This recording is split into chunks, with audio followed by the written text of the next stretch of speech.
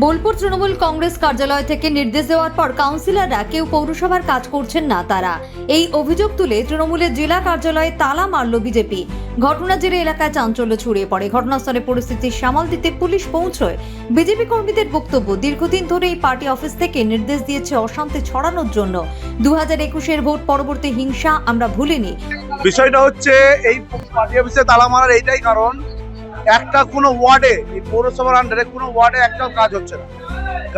এই কারণে এই পার্টি অফিসে মদত যাচ্ছে কাউন্সিলরদের কাছে। কাউন্সিলররা কোনো কাজ করছে না, ঘরে বসে আছে, এমনকি রিজাইনও দিচ্ছে না। রিজাইন দিয়ে দেখ, কাজ যদি না করবে তাহলে রিজাইন দিয়ে দেখ, আমাদের এটাই বক্তব্য। মানুষজন সব ক্ষুব্ধ হয়ে যাচ্ছে। এই আপনারা তো জানেন যে এখানে এমএলএ জিতে আছে আমাদের চন্দ্রনাথ সেনা, উনি একটা কাজও করতে দিচ্ছেন না আর নিজেও করছেন না। এমনকি ওনাদেরকে বসিয়ে রাখা হয়েছে যে কাজ করবে না, আর এমনি সাইন করে চলে আসবে, দেখা করে চলে আসবে পৌরসভায়। এটাই প্রত্যেকদিন করে যাচ্ছে। এই কারণে আমরা পার্টি অফিসটা বন্ধ করলাম প্রথম। দ্বিতীয় কথা হচ্ছে কাউন্সিলরদেরকে বলবো, আপনারা যদি কাজ না করেন তাহলে রিজাইন দিয়ে দিন। এটাই আমাদের বক্তব্য। আমরা তালা ঝুলিয়ে দিচ্ছি এখন আর পৌরসভাতেও আমরা কিছু কিছু অফিসে তালা মেরে দেবো যদি কাজ না করে ওনারা। তৃণমূলের জেলা কার্যালয় থেকে নির্দেশ যাচ্ছে তো এইসব করার জন্য। একটা কাজ করবে না, জনগণকে বিভ্রান্ত ফেলুন। চন্দ্রনাথ সেনা এমএলএ উনি দিচ্ছেন, আসছেন না, কিন্তু ওনার বক্তব্যই এগুলো চলছে, ওনার নেতৃত্বেই চলছে। আমার নাম অরুণ দাস, বোলপুর সাংগঠনিক জেলা যুব মোর্চার জেনারেল সেক্রেটারি। কি আর বলবো, আপনারা জানেন 15 বছর ধরে এত দুর্নীতি করেছে এরা, মানুষজনকে লুটপাট করে খেয়েছে। আমার বাড়ি দুবার ভেঙেছে, 3খানা গাড়ি ভেঙেছে, সব পুলিশের সামনে আজকে আমি দেবো। আমাদের বাড়ির মা বোনদেরকে রেপ করে করে ফেলেছে নদীর ধারে। আর এখন ওরা বলছে এমপিএস এখানে মিটিং করবে, মিনিস্টার এসে মিটিং করবে। কিসের এমপি? আমরা তো কারো বাড়ি ভাঙতে যাইনি ভোটে জেতার পর। আজকে এই পার্টি অফিসে বসে যত নোংরামিগুলো হয়েছে, যত নোংরামি এটা পার্টি অফিসে বসে অবশ্যই 2021 কেউ বলেনি, 2021-এ দুসরা মেয়ে কেউ ভুলতে পারে না। রাত 12টার পর কত কি হয়েছে আমি তো ভুলিনি, আমি ছিলাম প্রেসিডেন্ট বাড়িতে। আমার নাম মিন্টু সামল। আমরা এসে আজকে এটা ভদ্রভাবে আমরা এসে জিজ্ঞেস করলাম যে পার্টি অফিসে কে কে আছেন, তারা বেরিয়ে যান। তারা যথাযথ আমাদের সাথে সাহায্য করলো, তারা বেরিয়ে গেছেন। আমরা এসে একটা তালা মেরে এখানে বসেই তো সব নোংরামিগুলো হয়েছে। 2021-এর যে ভোট পরবর্তী হিংসা, যে সন্ত্রাস, সেটা এখানে বসে হয়েছে, এখান থেকেই চালনা করা হয়েছে।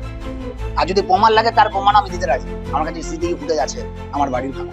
আপনারা কি চাইছেন? আমরা চাইছি দুর্নীতিমুক্ত সরকার, যেভাবে আমরা গড়েছি বিজেপি সরকার, যেন দুর্নীতিমুক্ত ভাবে সবকিছু চলে, সুস্থ হয়ে যাবে। তা কি করে জানবো কে বসতেন? সেটা তো আপনারা ভালো বলতেন, আপনারা সাথে এখানে বসে থাকতেন। অনুব্রত মন্ডল বসতেন না চন্দ্রনাথ সিনহা বসতেন, সেটা আপনি বলতে হবে। তারপরে ছোটদা সুজিত ঘোষ বসতেন নাকি? আমরা তো আজ প্রথম এলাম, এখন আগে এসেছি, আজ এলাম, এসে তালাটা মেরে। বর্তমানে বিধায়ক রয়েছে তৃণমূলের চন্দ্রনাথ সিনহা, কিন্তু তিনি কোনো কাজ করছেন না, করতেও দিচ্ছেন না। বিষয়টি আমি জানি না জানালেন বোলপুর সাংগঠনিক জেলার বিজেপি সভাপতি শ্যামাপদ মণ্ডল। সাংবাদিকরা প্রশ্ন করেছিলেন কি ব্যবস্থা নেবেন যদি ঘটে থাকে। উত্তরে তিনি বললেন, বিএসএফ এর অফিসারকে বাড়ি ছাড়া করেছিল, মেয়েকে নিয়ে বেঙ্গালুরুতে গিয়ে ভর্তি করতে হয়েছিল পড়াশোনার জন্য। তখন আপনারা কি কোনো ব্যবস্থা নিতে পেরেছিলেন? আমি বলছি, আমি এটা না জেনে কোনো কথা বলতে পারবো না। আমি জানবো, আপনাদের কথাই আমি শুনবো না।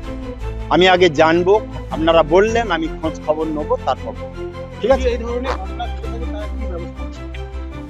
সেটা যা ব্যবস্থা নেওয়া সেটাই নেবো, যা ব্যবস্থা নেওয়া সেটাই নেবো। ওনারা কি কোনোদিন আগে কোনো জায়গায় তালা মারেনি? তার কি ব্যবস্থা আপনারা নেওয়া করাতে পেরেছিলেন? মানুষকে ঘর ছাড়া, বিএসএফ এর অফিসার নিজের বাড়িটা ছেলে চলে যেতে হয়েছে, মেয়েকে এখানে পড়াতো, সেই মেয়েকে টিসি নিয়ে তাকে ব্যাঙ্গালোরে ভর্তি করেছে। আপনারা তখন কি ব্যবস্থা করাতে পেরেছিলেন বলুন? একজন আধিকারিক, তাকে বাড়ি ছেলে চলে যেতেছে, বিএসএফ এর অফিসার। কারা করিয়েছে? তৃণমূল করিয়েছে। তো এরকম তো বিজেপি কোথাও কিছু করেনি, আর করবেও না, করতে দেবও না। মানুষ ন্যায় পাবে। আপনাদেরও যদি কোনো ন্যায় অন্যায় থাকে সেটাও আমরা দেখব, ঠিক আছে? আপনারা নির্ভয়ে সঠিকভাবে চলাফেরা করুন, সঠিক খবর করুন। ধন্যবাদ।